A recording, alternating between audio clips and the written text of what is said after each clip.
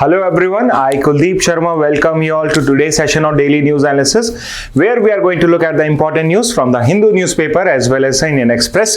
तो आज की important news हम देखते हैं। तो पहली न्यूज जो आज आप देखोगे आज बिकॉज एडिटोरियल्स कुछ बहुत अच्छे हैं तो आज हम एडिटोरियल से स्टार्ट करते हैं। तो रिमेंबर दिस स्टूडेंट्स की क्लैट और एलेट के लिए आपके लिए एडिटोरियल्स को पढ़ना और उनको समझना बहुत इंपॉर्टेंट है। For example if I discuss the main editorial जो आज आपका आया है, और ये इनिशिएटिव मैं इसलिए ले रहा हूं बिकॉज कुछ स्टूडेंट्स ने मुझसे आस्क किया था कि सर एक बार का आप एडिटोरियल भी समझाइए किस तरह से पढ़ना होता है, कैसे करना होता है। तो जैसे ये एडिटोरियल है marginalised by caste marginalised in education, तो आप इस पर्टिकुलर जब एडिटोरियल को रीड करोगे तो इसमें एक एग्जांपल से स्टार्ट होता है कि एक पर्टिकुलर स्टूडेंट है अतुल कुमार जो एक डेली वेज लेबरर का बेटा है और उसका आईआईटी धनबाद में एडमिशन हो जाता है। बट द इश्यू इज कि उसके पास में उसकी एडमिशन फीस जो होती है 17,500 रुपए, उसको देने का उसके पास वो पैसे नहीं होते हैं तो वो कलेक्ट करता है और वो जो पर्टिकुलर लास्ट डेट होती है उससे पहले उसको सबमिट नहीं कर पाता है। तो जो पर्टिकुलर केस होता है ये न्यूज में बहुत आता है और फाइनली ये केस सुप्रीम कोर्ट जाता है और सुप्रीम कोर्ट अपनी एक्स्ट्रा ऑर्डिनरी पावर यूज करके आर्टिकल 142 के अंदर में ऐसे रिलीफ देता है और उसका एडमिशन आईआईटी धनबाद में करवाता है। तो यहां पे ये जो पर्टिकुलर एग्जांपल दिया है, यहां पे जो ऑथर है वो ये आर्ग्यू कर रहे हैं कि हर कोई अतुल कुमार की तरह इतना लकी नहीं होता और बहुत सारे ऐसे स्टूडेंट्स होते हैं कि बिकॉज ऑफ वन रीजन और the other, primarily because of their financial condition and other reasons also, वो इस पर्टिकुलर अपॉर्चुनिटी, एजुकेशन अपॉर्चुनिटी से जो उनको और उनकी फैमिली को सोशल लेडर में ऊपर ले जा सकता है उससे रूबरू नहीं कराता है। तो यहां पे ही इज आर्ग्यूइंग कि इंडिया के अंदर में जो मार्जिनलाइज सेक्शन है आपके, specifically SCs, STs and to some extent your OBC category also, जो although 70 से 80% पॉपुलेशन कॉन्स्टिट्यूट करते हैं कंट्री की, बट उनका अगर आप रिप्रेजेंटेशन देखोगे IITs में, IIMs में, that would be even less than 10%, यानी 80% पॉपुलेशन की जो ग्रुपिंग है वो सिर्फ 10% से 20% मैक्सिमम किसी ना किसी इंस्टीट्यूट के अंदर में करती है। और वो तब है जब हम जस्ट आफ्टर इंडिपेंडेंस हमने रिजर्वेशन की पॉलिसी स्टार्ट कर दी थी। तो इवन आफ्टर प्रोवाइडिंग रिजर्वेशन तब भी हम उनका इस पर्टिकुलर इंस्टीट्यूट्स के अंदर में नहीं कर पा रहे हैं। इस पर्टिकुलर इश्यू पे ये पर्टिकुलर आपका आर्टिकल आया है। तो यहां पे बिकॉज ये पर्टिकुलर आर्टिकल है तो I thought you should no this कि इंडिया के अंदर में किस कैटेगरी को कितना रिजर्वेशन मिलता है। तो यहां पे if you will see on your left side, तो यहां पे SCs को इंडिया के अंदर में 15% रिजर्वेशन ग्रांटेड है, STs को 7.5% है।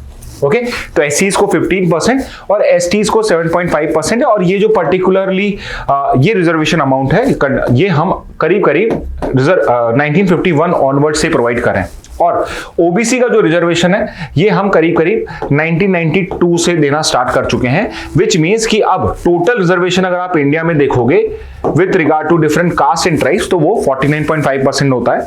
बट इसके अलावा 2019 ऑनवर्ड्स हम EWS को भी 10% रिजर्वेशन प्रोवाइड करते हैं, which means at least minimum reservation जो आपका सेंटर और स्टेट में होता है वो अब 59.5% होने लग चुका है, बिकॉज SC को 15, STs को 7.5%, OBCs को 27% मिलता है। तो यहाँ भी जो पर्टिकुलर ऑथर है ये यहाँ पे ये भी आर्ग्यू कर रहे हैं कि पहले के मुकाबले में आज जो फीस है IITs की, IIMs की, NLUs की, ये जो फीस है ये 100%, 200% तक इंक्रीज हो चुकी है। पहले जो ये पर्टिकुलरली जो फीस होती है जो थाउजेंड्स में होती थी, 50,000, 60,000 फॉर अ ईयर कोर्स, ये आज 2 लाख, 3 लाख, 4 लाख तक हो चुकी है। तो बहुत सारे जो आपके मार्जिनलाइज सेक्शन के लोग हैं, एंड नॉट जस्ट मार्जिनलाइज, सिर्फ जो इन कम्युनिटीज के नहीं, इवन जो इकोनॉमिकली वीकर सेक्शन है जनरल कास्ट के भी, वो लोग अफोर्ड नहीं कर पाते और ड्रॉप आउट रेट जो है, मतलब आप पढ़ाई कर रहे हो और पढ़ाई करते करते बीच में पढ़ाई छोड़ रहे हो, वो रेट भी इंडिया के अंदर में इंक्रीज होती गई है। एंड अगर आप रेशियो SC, ST, OBC का देखते हो तो वो much higher age compare to the general caste. तो ये पर्टिकुलर इश्यू भी इन्होंने करा है। तो यहां पे आपके एक पर्टिकुलर स्कीम इन्होंने भी बात करी है इसकी कि एक पर्टिकुलर स्कीम यहां पे गवर्नमेंट ने इंक्लूड करी है जिसके अंदर में rather than providing them with grants मतलब कि आपको बेसिकली गवर्नमेंट आपका फीस पे कर रहा है, यहां पे अब लोन रिलेटेड स्कीम है। सो रेदर देन ग्रांट्स अब यहां पे लोन्स प्रोवाइड करे जाते हैं। ऑल्दो जो लोन्स हैं उनकी रेट कम है, बट ये पर्टिकुलर लोन लेकर जो पर्टिकुलर स्टूडेंट है वो एक अच्छी एजुकेशन में अपनी हायर एजुकेशन गेन कर सकता है। फॉर एग्जाम्पल अगर कोई भी स्टूडेंट है जिसका NIRF national institute ranking framework, तो मिनिस्ट्री ऑफ एजुकेशन ये रैंकिंग्स निकालती है और अगर किसी भी स्टूडेंट का किसी टॉप 100 NIRF रैंकिंग की स्कूल या यूनिवर्सिटी में हो जाता है तो उस केस के अंदर में आप 7.5 लाख रुपीस तक का एजुकेशन लोन ले सकते हो without any collateral, irrespective of चाहे वो पब्लिक यूनिवर्सिटी है या प्राइवेट है। मतलब अगर आप टॉप 100 NIRF रैंकिंग में आपका सिलेक्शन हो जाता है तो इस सिचुएशन में 7.5 लाख रुपीस का आपको लोन मिल जाएगा। ऑन द अदर साइड, अगर आपकी जो रैंक आपका एडमिशन होता है किसी ऐसे कॉलेज यूनिवर्सिटी में जिसकी NIRF रैंकिंग 101 से 200 के बीच में है तो उस पर्टिकुलर केस के अंदर में भी आपको ये पर्टिकुलर फैसिलिटी मिलती है। सो डिफरेंस क्या है, टॉप 100 में चाहे पब्लिक हो चाहे प्राइवेट हो, बट 100 से 200 के अंदर में वो एक स्टेट एजुकेशन या आपका सेंट्रल एजुकेशन होना चाहिए, या फिर किसी भी सेंट्रल गवर्नमेंट यूनिवर्सिटी में अगर आपका हो जाता है तो उस सिचुएशन में भी आपको इतना लोन प्रोवाइड हो जाएगा। बट द इश्यू इज कि आपको अगर इन सेंट्रल गवर्नमेंट में या स्टेट गवर्नमेंट के इंस्टीट्यूट्स में हो जाता है, यहां पे तो इतना आपका एजुकेशन का लोन होता ही नहीं, इतना खर्चा ही नहीं होता। The main cost comes up जब आप किसी एक बहुत अच्छी इंस्टीट्यूट में जाते हो, फॉर एग्जांपल आप किसी IIMs में NLUs में होते हो जो आपकी सेमी प्राइवेट इंस्टीट्यूशन से अगर वो NIRF रैंकिंग में फॉल नहीं करती तो आपको होता है। Eight the same time just because आप एक अच्छी फैमिली से बिलोंग करते हो तो आप एक अच्छी एजुकेशन एक प्राइवेट इंस्टीट्यूशन से जो इन पर्टिकुलर इंस्टीट्यूट में नहीं आती वहां से ले सकते हो, but at the same time ये पर्टिकुलर अपॉर्चुनिटी एक SC ST OBC या EWS पर्सन या बच्चे के पास नहीं है जिसकी फैमिली की जो हालत है वो अच्छी नहीं है। तो even if you are a law student you know this, अगर आप क्लैट एलियट कर रहे हो तो उसमें जो बाद में फीस देनी होती है that is also very big decision for many family of yours. कुछ फैमिली के लिए it would be very difficult कि वो इस टाइप से अफोर्ड कर पाएंगे। उस पर्टिकुलर सिचुएशन में जो ये इस टाइप की स्कीम्स होती हैं they come very handful when is come to such kind of admissions to college और यूनिवर्सिटी। ठीक है, तो ये आपका प्रधानमंत्री विद्या लक्ष्मी स्कीम इसमें टॉक्ड अबाउट है, और यहाँ पे मेजरली जो पर्टिकुलर आर्टिकल है टॉक्स अबाउट कि किस तरह से जो मार्जिनल कास्ट हैं, मार्जिनल ट्राइब्स हैं, उनको एजुकेशन में मार्जिनलाइजेशन को यहाँ पे सफर करना पड़ता है। ओके, नेक्स्ट टॉपिक पे आते हैं। नेक्स्ट टॉपिक है आपका एक और editorial passage which is with the heading letter and spirit, और ये मेजरली आपका डिस्कस करता है the changes in the new detention policy which is finally the removal of detention policy. Basically पहले आपने जो 2009 में नई पॉलिसी लेकर आए थे जिसके अंदर में इट वाज प्रोवाइडेड कि कोई भी चाइल्ड जो आपका 6 से 14 ईयर्स का है और किसी भी स्कूल में एजुकेशन ले रहा है तो वहां पे there would not be any kind of detention. मतलब आप बेसिकली उस पर्सन को या उस बच्चे को अब आप फेल नहीं कर सकते हो, आपको कुछ उसको एक्स्ट्रा क्लासेस देनी पड़ेंगी और फाइनली उस पर्टिकुलर स्टूडेंट को आपको नेक्स्ट क्लास में मूव ऑन करवाना पड़ेगा। तो usually you should no this कि आपके क्लास 5 और क्लास 8 में भी क्लास 8 में बोर्ड एग्जाम्स होते थे, अब आपके वो बंद हो चुके हैं, और specifically this was more common in the state level education. जो स्टेट बोर्ड की एजुकेशन होती है वहां क्लास 5 क्लास 8 में भी बोर्ड एग्जामिनेशंस होते थे, और अगर कोई स्टूडेंट इनको क्रॉस नहीं कर पाता था तो उसको डिटेन या उसको वो क्लास रिपीट करनी पड़ती थी। तो ये चीज हमने 2009 में एंड कर दी थी। ठीक है, 2009 में एंड कर दी थी। तो ये जो हेल्ड बैक, एक्सपेल्ड और required to pass a board examination वाली रिक्वायरमेंट थी ये हम वापस से लेकर आ रहे हैं। और ये चीज हम क्यों ला रहे हैं?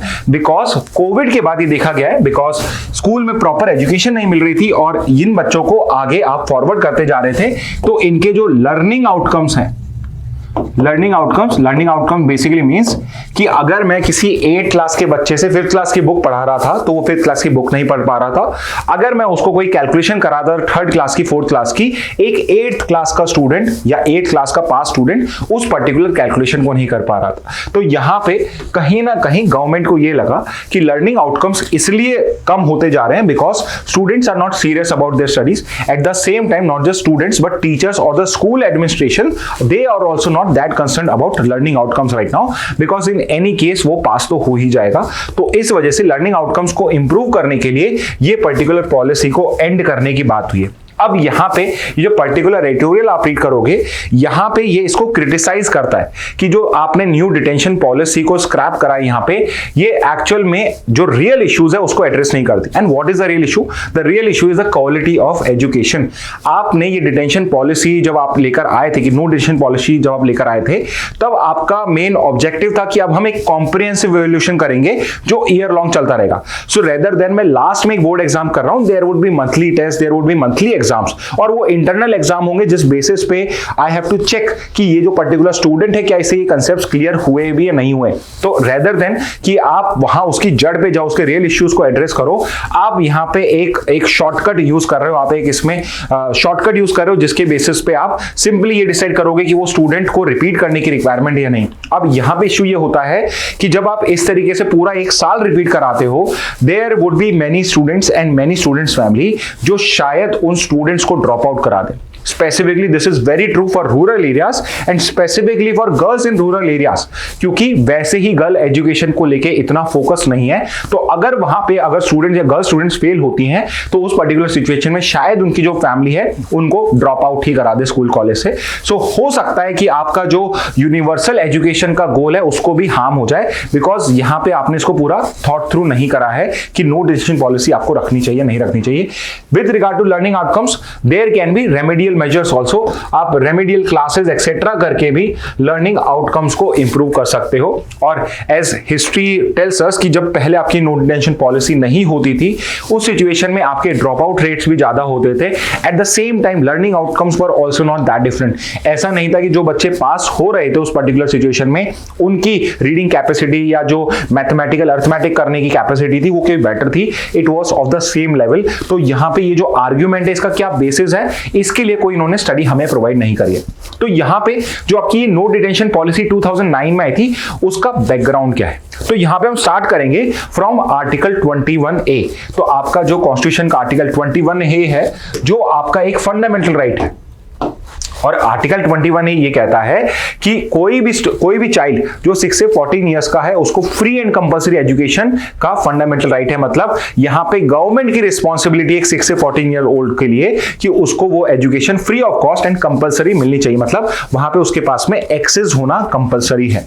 तो कोई भी फंडामेंटल राइट होता है तो वो डायरेक्टली तो इंप्लीमेंटेबल नहीं होता है, तो उसको इंप्लीमेंट करने के लिए आपकी जो पार्लियामेंट होगी या स्टेट लेजिस्लेचर होगा उसको लॉज क्रिएट करनी पड़ेगी। और आर्टिकल 21A को इन्फोर्स करने के लिए आपकी गवर्नमेंट ने, आपके पार्लियामेंट ने right to education act of 2009, right to education act 2009 को यहां पे इनेक्ट किया था।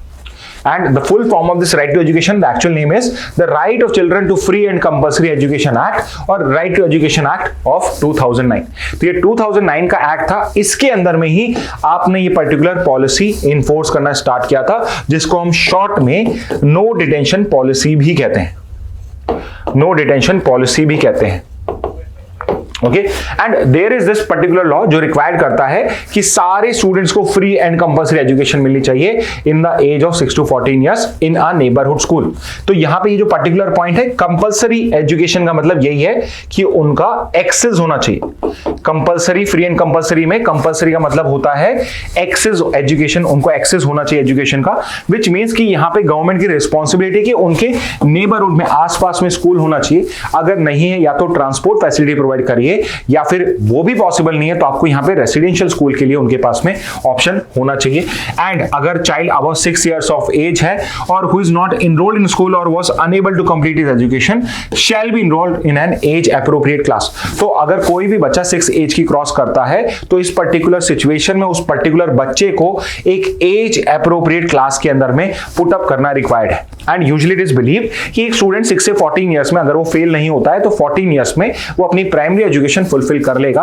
तो इस पर्टिकुलर केस में अगर कोई बच्चा ऐसा है बाय चांस वो 14 क्रॉस कर चुका, उसकी एलिमेंट्री एजुकेशन नहीं हुई है, तो उसको भी shall be free until completion. यानी अगर कोई फेल हो रहा है कोई रीजन से, उसकी एलिमेंट्री कंप्लीट नहीं हुई है, तो एटलीस्ट 14 ईयर से ऊपर होने पर भी आपको वो elementary education free of cost under this RT act provide करी जाएगी। तो अब यहां पे 2019 में ही अमेंडमेंट आ गया था। रिमेंबर, जो नो डिटेंशन पॉलिसी को स्क्रैप करने का हमारा आइडिया था, गवर्नमेंट का आइडिया था, ये 2019 में आ गया था। तो ये 2024 में क्यों इंप्लीमेंट हो रहा है? बिकॉज यहां पे हमने ये नो डिटेंशन पॉलिसी 2019 में रिमूव तो कर दी थी, बट इसको इंप्लीमेंट करना है, कैसे करना है, उसके लिए जो रूल्स आए हैं वो 2024 में ही आए हैं। तो इस रूल्स के अंदर में हमने अब इस पर्टिकुलर नो डिटेंशन पॉलिसी को रिमूव कर दिया है। एंड उसके बाद हमने क्या बोला है कि there would be remedial measures. तो अगर कोई बच्चा फेल हो जाता है तो कुछ उसकी एक्स्ट्रा क्लासेस, कुछ रेमेडियल मेजर्स लिए जाएंगे, उसका फिर से री एग्जामिनेशन होगा और उस केस में अगर वो पास हो जाता है he would be promoted, otherwise उसको वो क्लास रिपीट करनी पड़ेगी। So this is the new आपकी एकेडमिक पॉलिसी में। ओके, तो ये था आपका right to education act and the no detention policy. Next topic पे आते हैं, current account deficit is in Q2 but may double in Q3।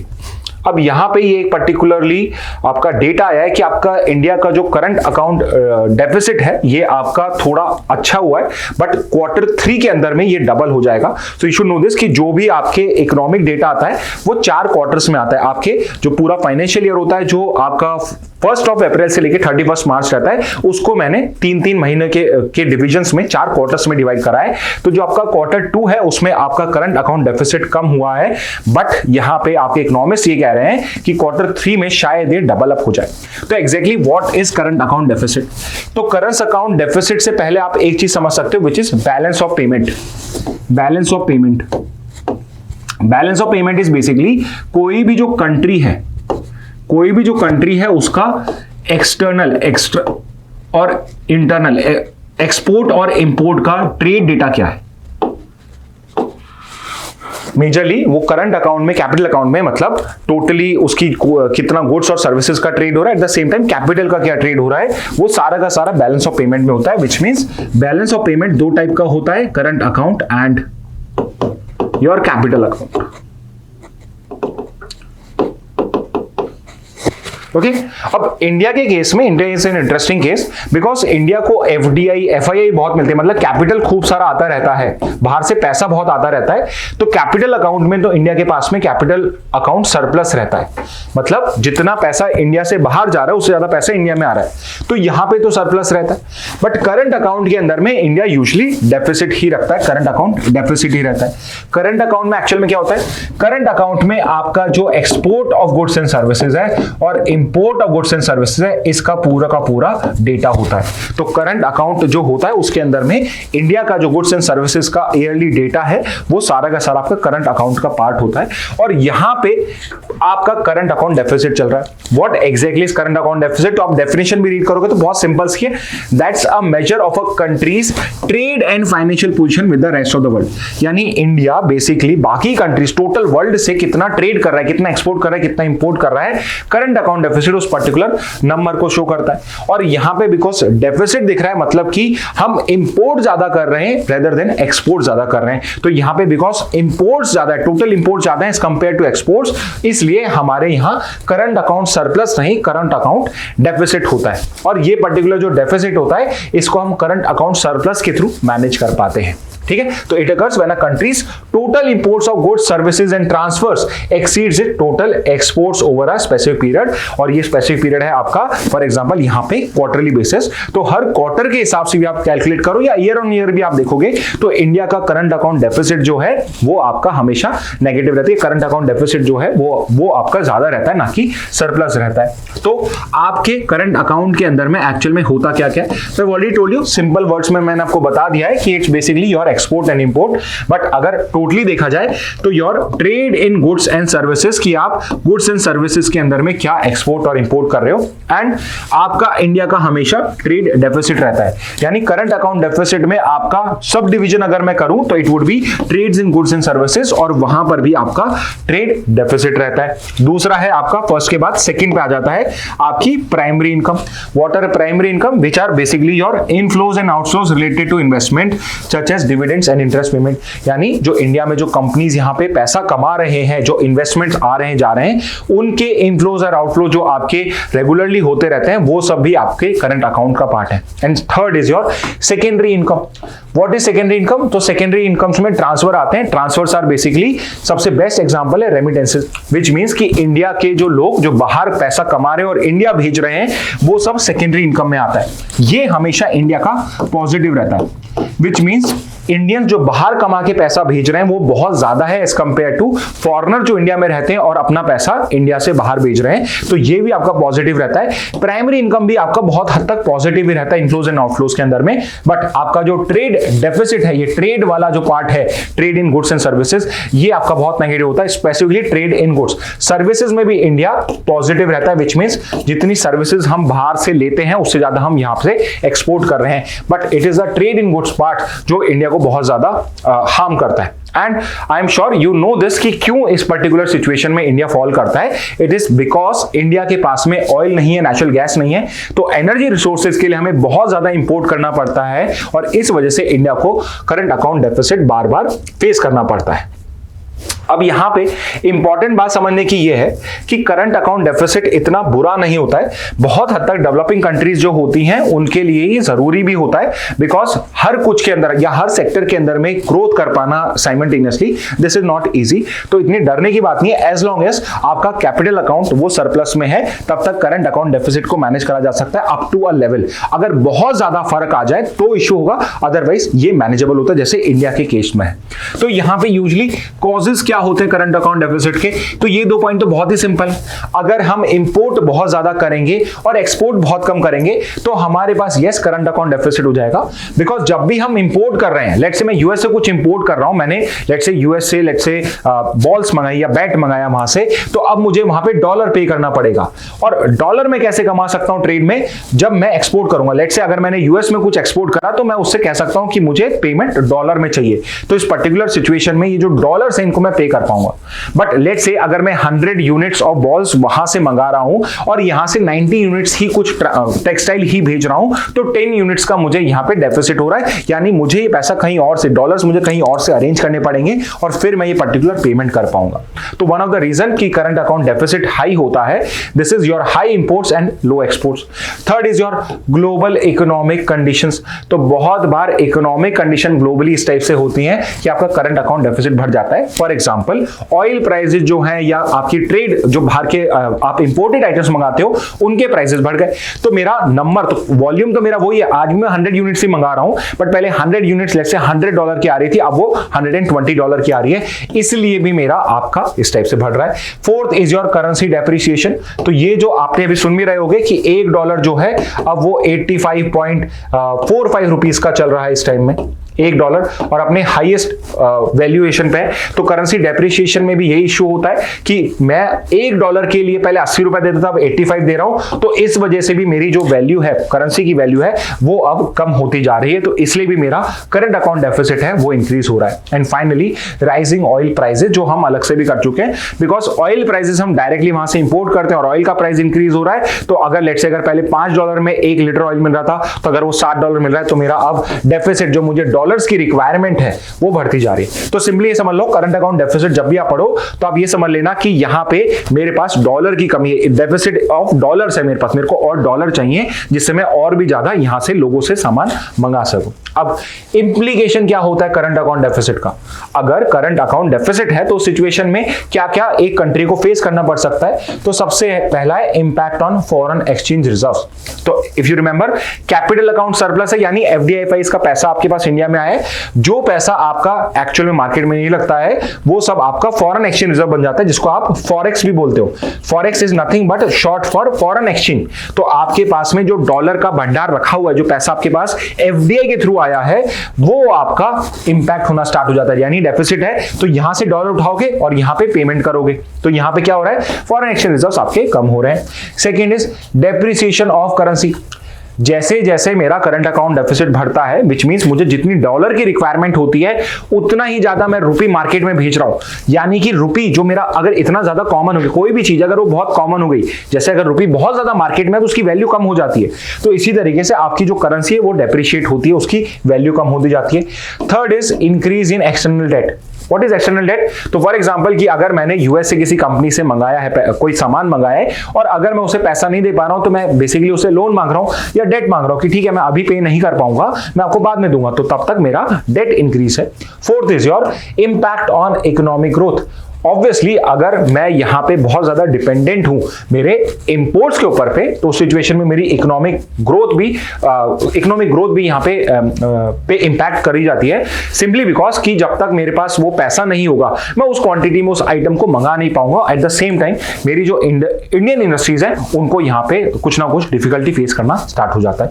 इसके बाद what are the measures to manage CAD, current account deficit को कैसे manage किया जा सकता है? तो सबसे सिंपल और सबसे से लॉन्ग टर्म अगर सॉल्यूशन कुछ है तो वो है आप एक्सपोर्ट्स को बूस्ट करिए। अगर आप एक्सपोर्ट ज्यादा करेंगे विच मींस आपको जब भी आपने सामान भेजा तो आप डॉलर में कमाएंगे, तो आप ये डॉलर जो है इससे करंट अकाउंट डेफिसिट को आप यहां पे फुलफिल कर सकते हो। एट द सेम टाइम आप नॉन एसेंशियल इंपोर्ट्स को कम करने की ट्राई करिए और गवर्नमेंट इस चीज को कर भी रही है। तो आपका जो आत्मनिर्भर भारत है ये एक इंपोर्ट सब्स्टिट्यूशन स्कीम ही तो है, आत्मनिर्भर भारत। इसके अंदर में मैं क्या कर रहा हूं, जो भी चीज मैं इंडिया में बना सकता हूं उसको मैं ना तो इंपोर्ट ना करके इंडिया में ही प्रोड्यूस करूं, सो दैट मेरे इंपोर्ट्स यहां पे हो। तो जिन चीजों को मैं इंपोर्ट करने से रोक सकता हूं, जो मैं यहां बना सकता हूं उसको मैं यहीं पे बनाऊं। Third is encouraging domestic production. तो ये और ये आपका जो आप इंपोर्ट नहीं करते हो उसको आप डोमेस्टिकली प्रोड्यूस करिए। Fourth is promoting foreign investment. Rather than मैं कोका कोला यूएस से मंगाता हूं, मैं अगर यूएस कोका कोला कंपनी को ही यूएस से इंडिया में ले आऊं तो मैं यहां पे अपना फॉरेन इन्वेस्टमेंट है वो भी इंक्रीज करूंगा। एट द सेम टाइम अब मुझे डेफिसिट नहीं होगा बिकॉज वो जो पर्टिकुलर कंपनी है वो इंडिया में ही अपना फंक्शन कर रही है। And next is your energy diversification. और सिंपली अगर मैं कहूं तो अगर मैं ऑयल और नेचुरल गैस पे इतना डिपेंडेंट हूं तो व्हाट इफ मैं सोलर एनर्जी पे, मैं व्हाट इफ इलेक्ट्रिक कार्स के ऊपर भी शिफ्ट कर जाऊं, ईवी व्हीकल्स पे शिफ्ट कर जाऊं, तो मेरा एनर्जी डाइवर्सिफिकेशन भी हो जाएगा। न्यूक्लियर पावर फोकस करना स्टार्ट कर दूं तो मैं फिर इतना डिपेंडेंट नहीं हो जाऊंगा ऑयल और आपके नेचुरल गैस के इंपोर्ट के ऊपर पे। और आप ये देखोगे कि इंडिया का जो सीएडी है ये इसलिए ही इतना हाई है बिकॉज हमें बहुत सारा ऑयल और नेचुरल गैस हमारी एनर्जी रिक्वायरमेंट्स को यहां पे इंपोर्ट करना पड़ता है। तो इंडिया का करंट सिनेरियो क्या है, India is witnessing a rising CAD in recent times. And what is the primary reason, you can see high global crude oil prices. Because oil के प्राइस ज्यादा है इस वजह से मुझे सीएडी इतना फेस करना पड़ता है। Second is increased gold and electronic imports. अब आप देखिए गोल्ड भी मैं बहुत ज्यादा इंपोर्ट करता हूं। सो कुछ साल पहले कुछ स्टूडेंट्स को शायद पता हो सॉवरेन गोल्ड बॉन्ड स्कीम निकाली थी और गवर्नमेंट ने कहा था कि रेदर देन लोग गोल्ड बाय करते हैं, फिजिकल गोल्ड बाय करते हैं, आप ये बॉन्ड ले लीजिए और इसकी वैल्यू गोल्ड से अटैच होगी। विच मींस कि अगर आप ये पीस ऑफ पेपर अपने पास, ये बॉन्ड आप सरकार से खरीदते हैं तो मैं इसको गोल्ड की तरह ही ट्रीट करूंगा। तो कल अगर गोल्ड 50,000 से 60,000 हो गया तो जो पीस ऑफ पेपर है ये भी 50,000 से 60,000 रुपए का हो जाएगा और इसके ऊपर मैं 2% इंटरेस्ट भी दूंगा। तो शुरुआत में जब ये पर्टिकुलर स्कीम लॉन्च हुई तो थोड़ा बहुत गोल्ड इंपोर्ट कम हुआ था, बट अब क्या हो गया है, आपकी पूरे गोल्ड बॉन्ड्स भी बिक रहे हैं और प्लस जो गोल्ड का इंपोर्ट है वो भी कम नहीं हो रहा है, वो भी बढ़ता ही जा रहा है year on year. Eight the same time आप देख पा रहे हो कि इलेक्ट्रॉनिक इंपोर्ट्स, मेजरली आपके जितने भी इलेक्ट्रॉनिक डिवाइसेस हैं, स्पेसिफिकली और मोबाइल्स एंड लैपटॉप्स, उसका इंडिया के अंदर में कुछ भी प्रोडक्शन नहीं है। आप टोटली डिपेंडेंट हो एक्सपोर्ट्स के इंपोर्ट्स के ऊपर पे, जो आपके चाइना, साउथ कोरिया, जापान इन कंट्रीज से आ रहे हैं। तो एक रीजन ये भी है। And third is weak export demand due to global economic uncertainties. So remember जब भी ग्लोबली कोई भी वॉर कॉल आउट होते हैं या कहीं पर भी कुछ पोलराइजेशन होता है, एग्जांपल के लिए Russia Ukraine war, Israel Hamas war, Syria के अंदर में हो रहा है, अफ्रीका के अंदर में, देयर आर मेनी कंट्रीज जो हमारी आंखों के नीचे से निकल जाते हैं और हमें पता भी नहीं पड़ता। फॉर एग्जांपल करंटली सोमालिया के अंदर में, सुडान के अंदर में सिविल वॉर चल रहा है, वहां पे फैमिन चल रहा है, बट बिकॉज वो कंट्रीज इतने इंपॉर्टेंट नहीं है हमारे लिए डायरेक्टली, इसलिए हमारा उन पे ध्यान भी नहीं जाता है। हाउएवर जब भी ऐसी ग्लोबल इकोनॉमिक अनसर्टेनिटीज होती हैं तो एक्सपोर्ट डिमांड जो है वो कम हो जाती है। तो बहुत सारे आपके जो एक्सपोर्ट करने वाले प्रोडक्ट्स हैं, बिकॉज वहां पे वॉर चल रहे हैं, जो आपके एक्चुअल में कंज्यूमर्स थे, कस्टमर्स थे, इसलिए वहां पे एक्सपोर्ट डिमांड भी कम होती जा रही है। तो ये कुछ रीजंस बन जाते हैं जिस वजह से इंडिया का जो सीएडी है वो अभी जो Q2 या Q3 के अंदर में अभी तो थोड़ा सा कम हुआ है, बट Q3 में ये डबल होने के चांसेस भी हैं इसके। Okay, so this was regarding your current account deficit. Next पे आते हैं। आई जस्ट टोल्ड यू कि अभी हमारा फोकस रशिया यूक्रेन या इजराइल हमास पे रहता है, बट अफ्रीका के अंदर में कई कंट्रीज हैं, एग्जांपल सोमालिया, सुडान, इथियोपिया, यहां सब पर भी कुछ ना कुछ सिविल वॉर प्रॉब्लम्स क्रिएट हो रही हैं।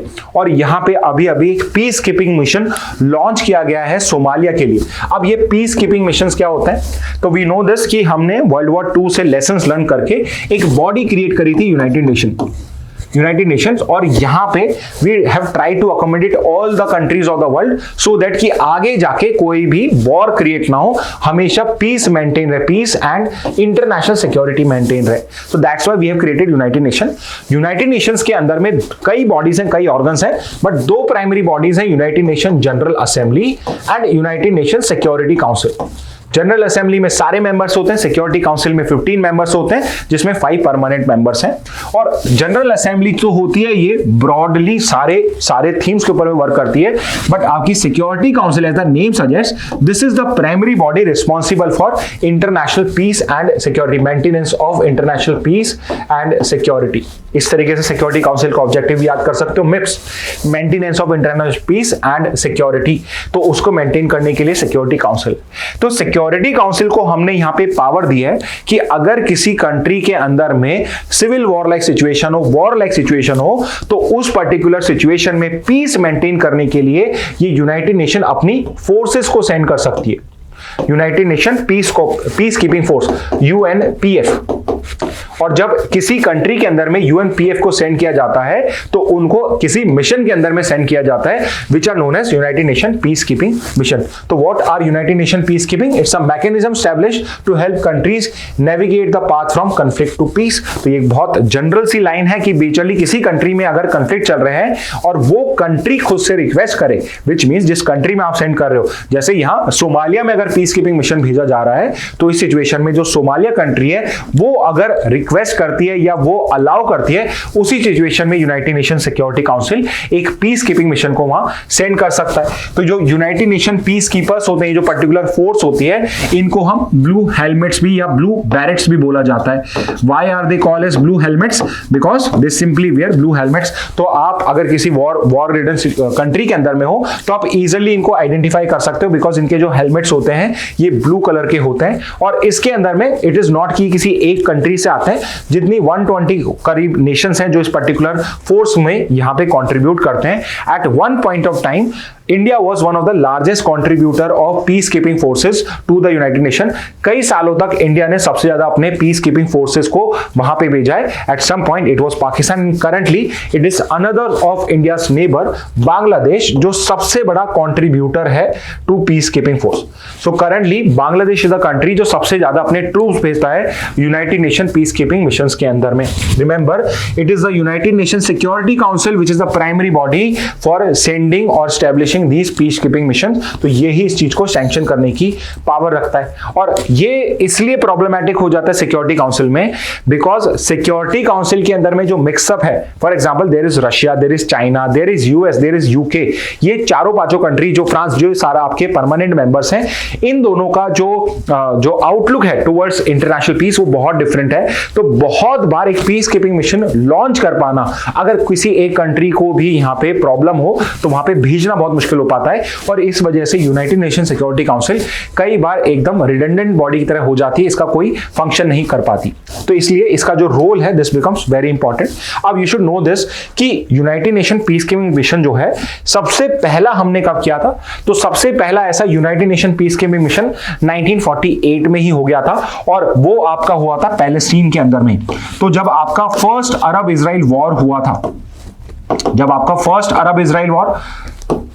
जब फॉट हुआ था, and this took place in the year 1948, soon after the state of Israel was created, this war took place, first Arab Israel war. और यहीं पर ही आपने पीस मेंटेन करने के लिए for the first time United Nation peace keeping forces को यहां पे सेंड किया था। सो this is the history of United Nation peace keeping mission.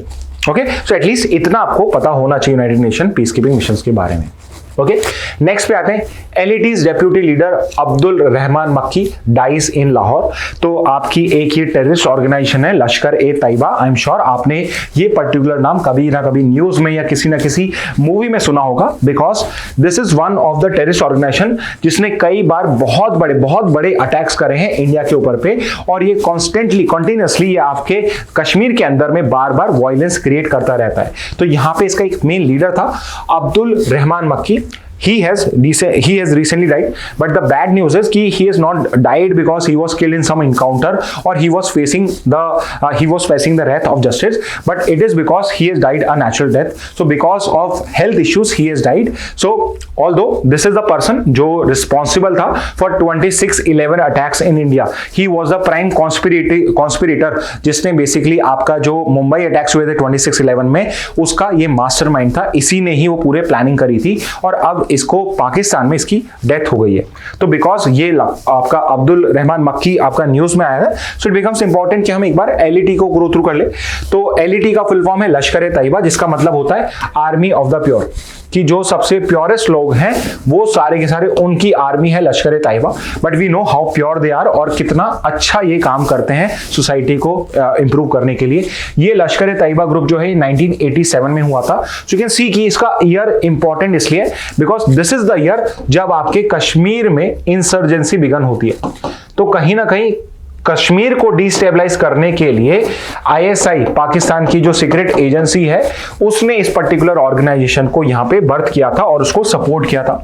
Who are the founders of this particular group? So कई founders थे, इसके 3-4 फाउंडर्स थे, but the main person which you should know is Hafiz Mohammad Saeed. So this is the main person जो आपका इस particular organisation का founder था। And Hafiz Saeed was one person जब आपका कांधार हाईजैक हुआ था, प्लेन आपका कनिष्का हाईजैक हुआ था, उस पर्टिकुलर केस के अंदर में इट वाज हाफिज सईद जिसको आपके सिक्योरिटी फोर्सेस ने उनको छोड़ना पड़ा था because this was the demand of the terrorist जिन्होंने उस पर्टिकुलर प्लान को हाईजैक करा था। तो Hafiz Saeed was the one जिसको हमने जब छोड़ा, बाद में उसने एलईटी क्रिएट करा and he was the one which was responsible for 2 major terrorist attacks in India. इसका हेडक्वार्टर कहां पे? So it is believe it is headquarter in Lahore in Pakistan. ठीक है, ये नाम है बट लाहौर पाकिस्तान में आप कर सकते हैं। डेजिग्नेशन कि क्या लश्कर तैयबा को कहीं पर एज अ चैरिटी ऑर्गेनाइजेशन देखा जाता है? So the answer is no, it is not a charity organisation, it's not something which is doing good in the world, it is doing something bad in the world. But यहां पे it has been designated as a terrorist organisation, obviously by India, obviously by US as well as by the United Nations also. तो United Nation भी लश्कर तैयबा को यहां पे एक terrorist organisation मानता है। However the sad part is कि इसके जो लीडर्स हैं, इसके जो लीडर्स हैं, इसके जो लोग रिस्पांसिबल रहे इस टाइप के अटैक्स के लिए, वो पाकिस्तान में ओपनली इधर से उधर मूव करते हैं। तो which are the 2 primary terrorist attacks जिसमें लश्कर तैयबा इन्वॉल्व था? So these are 2 terrorist attacks जो इंडिया को जिसने बहुत ज्यादा हार्म किया था इंडिया की एकदम। एक तो पहला अटैक जो 2001 का था, ये तो आपके सीधे जो आपका heart and soul of Indian parliament है, आपका इंडियन कॉन्स्टिट्यूशन है, वहां पे अटैक करा आपने इंडिया पार्लियामेंट के अंदर में। तो 2001 का इंडिया पार्लियामेंट अटैक था, यानी आप सीधे ही संसद में जाके लेजिस्लेचर बॉडी के ऊपर पे जहां पे आपके लॉ मेकर्स बैठते हैं वहां पे आपने 2001 में अटैक किया था। However the good news was कि इसमें कोई भी एमपी जो था उसको किसी को भी हार्म नहीं हुआ। However we lost some police officials जो उस पर्टिकुलर अटैक के अंदर में प्रोटेक्शन प्रोवाइड कर रहे थे। एंड दूसरा बहुत बड़ा अटैक जो इन्होंने किया था, it was the 2008 Mumbai attack जिसको हम 26/11 अटैक्स भी बोलते हैं। और यहां पे इंडिया ने बहुत सारी कैजुअलिटीज करी थी। इंडिया के बहुत इंपॉर्टेंट प्लेसेस, टूरिस्ट प्लेसेस को एक्सेट्रा को इन्होंने यहाँ पे टारगेट करा था। यहाँ पे ओबेरॉय होटल एक्सेट्रा जो मेन आपके रेलवे स्टेशन है वहां पे इसमें टारगेट करा गया था। तो ये जो मेजर अटैक्स थे जो आपके इंडिया की टेरिटरी के ऊपर कंडक्ट करे गए, those were conducted by Lashkar Taiba only. Okay, so this was regarding LET. Next news पे आते हैं from Indian Express now. Open to Slovakia's proposal to host peace talks with Ukraine says Putin. तो यहां पे कहीं ना कहीं हमें एक सॉल्यूशन सा मिलता हुआ दिख रहा है। And solution is basically regarding कि आपका जो व्लादिमीर पुतिन है ये अब एग्री कर रहा है कि एक पीस टॉक्स के लिए आई एम रेडी। यूक्रेन और रशिया के बीच में कैसे हम एक पीसफुल सॉल्यूशन फाइंड आउट करें, उसके लिए अब पुतिन एग्री कर चुका है कि अगर स्लोवाकिया इस पर्टिकुलर कॉन्फ्रेंस को होस्ट करना चाहता है तो Russia is agreeing with it. And कहीं ना कहीं इसका कंटेक्स्ट ये भी है कि डोनाल्ड ट्रंप अब आपका पावर में आ चुका है and he is basically trying to find a solution for it। तो यहां पे कहीं ना कहीं आप सिग्नल सेंड कर रहे हो कि yes I am also ready to find peaceful solution for it। तो यहां पे if you will look at this map, I think mirror image आ गया है, तो ये उल्टा होना चाहिए बट एनीवे अगर मैं आपको ये यूक्रेन का बताऊं तो यूक्रेन यहां पे है और रशिया यहां पे है और यूक्रेन की 2 टेरिटरीज हैं जिनका नाम है Donetsk and Luhansk. Donetsk and Luhansk. ये दो पर्टिकुलर रीजन्स हैं जो रशिया ने इनको इंडिपेंडेंट डिक्लेयर कर दिया। तो यहाँ पे द यूक्रेन एलिजेस कि यहाँ पे कुछ सेपरेटिस्ट एलिमेंट्स है जिनको रशिया सपोर्ट करता था, एंड बिकॉज ये आपकी टेरिटरी रशिया के साथ कनेक्ट होती है, तो यहाँ पे रशिया ने सपोर्ट करके इनको इंडिपेंडेंट डिक्लेयर करा दिया। And finally Russia plan is to incorporate these particular territories into the Russian empire और रशिया कंट्री। तो इस बेसिस के ऊपर पे अभी आपका जो ये पर्टिकुलर वॉर है, ये सिंस 2022 फरवरी 2022 ऑनवर्ड्स ये पर्टिकुलर वॉर आपका चल रहा है, ये यहां पे चल रहा है। तो ये जो पर्टिकुलर वॉर है फरवरी 22 से स्टार्ट हुआ था, and it was the country of Russia जिसने यूक्रेन पे अटैक किया। And the reason which Russia provided was कि डोनेस्क और लुहांस्क में जहां पे रशियन स्पीकिंग पॉपुलेशन बोली जाती है, वहां पे इनके साथ में इनको टॉर्चर किया जा रहा है और यहां पे इनके ह्यूमन राइट्स को, इनके राइट्स को ब्रीच किया जा रहा है। तो इस पर्टिकुलर एलिगेशन के बेसिस पे it was the Russian country जिसने यूक्रेन को करा। But was it the first time कि रशिया ने यूक्रेन को अटैक करा? So I am sure most of you know this कि it is not the first time.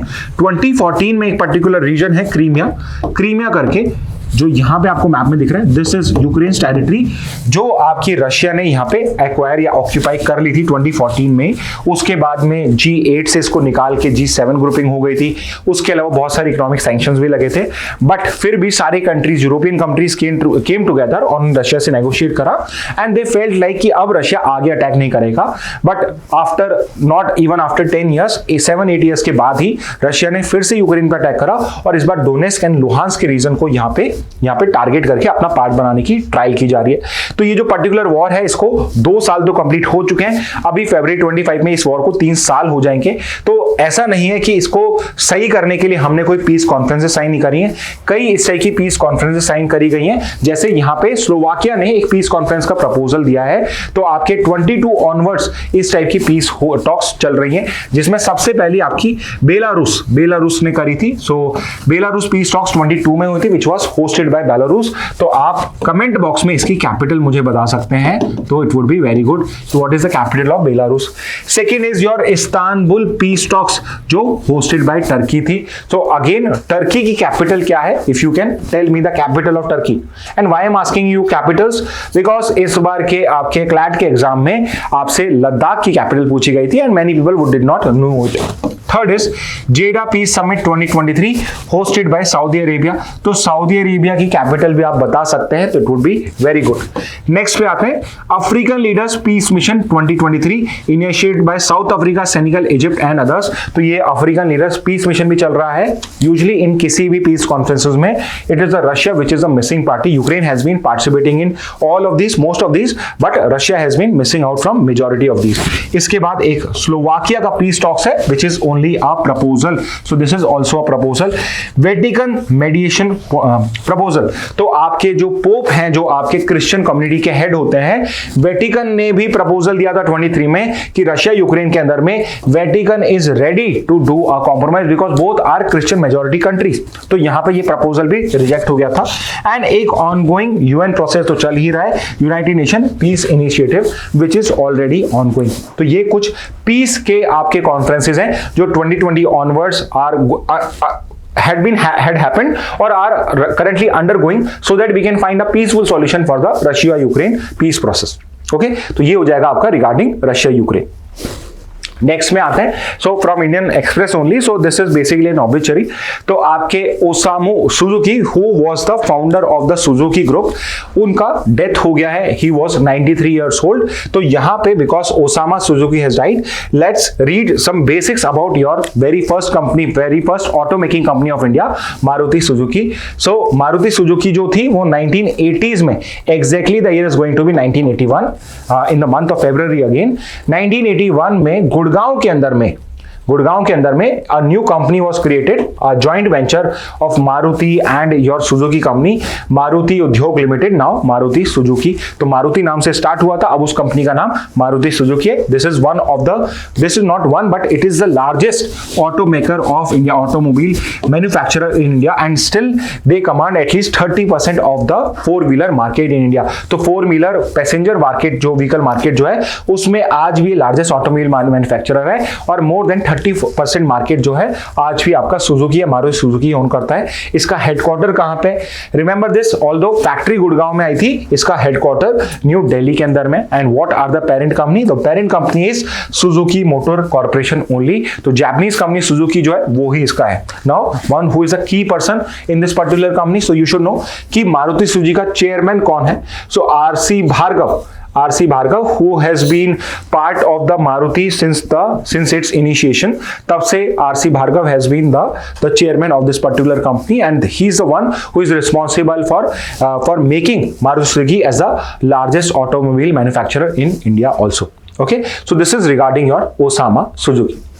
यहाँ पे I would like to, this is the last news, I would like to end with a one liner which is basically कि Melbourne Cricket club जो oldest cricket club है India world का, one of the oldest cricket club है Australia का, sorry, इसने यहां पे सचिन तेंदुलकर को ऑनररी मेंबरशिप ऑफर करी है। And now Sachin Tendulkar is going to be the honorary member of the Melbourne Cricket Club, जिसके अंदर में some of the greatest players who have ever played the game of cricket, वो सारे के सारे इस मेलबर्न क्रिकेट क्लब के फाउंडर्स हैं। This particular club was founded in 1838 और it is one of the oldest cricket clubs not just of Australia but of all of the world also. ठीक है, तो यहाँ पे सचिन तेंदुलकर को यहाँ पे इस पर्टिकुलर ग्रुप की मेंबरशिप ऑफर करी गई और उन्होंने ये एक्सेप्ट कर ली है।